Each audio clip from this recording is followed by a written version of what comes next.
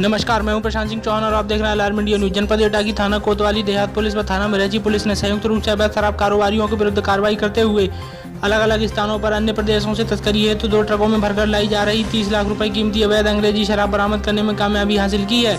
अपर police अधीक्षक एटा संजय कुमार ने alarm India news को जानकारी देते हुए बताया है कि मुखबिर की सटीक सूचना पर थाना कोतवाली देहात पुलिस व थाना मिर्ची पुलिस ने अवैध शराब कारोबारियों के विरुद्ध कार्रवाई की और 2 ट्रकों सहित 30 लाख रुपए की कीमती अवैध शराब बरामद की।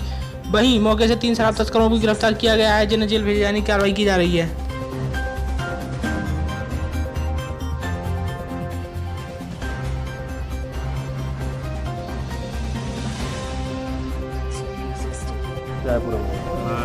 एटा जनपद में मिर्ची पुलिस और कोतवाली देहात पुलिस ने स्वाट टीम के सहयोग से 675 पेटी अवैध इंग्लिश और देसी शराब बरामद की है, जो हरियाणा से क्रमशः एटा और पटना के लिए ले जाई जा रही थी। इसमें कुल टोटल 5 अभियुक्त गिरफ्तार हुए हैं और इस शराब की कीमत मार्केट में लगभग 30 लाख रुपये बताई गई। इनकी गिरफ्तारी करके आवश्यक पुलिस कार्रवाई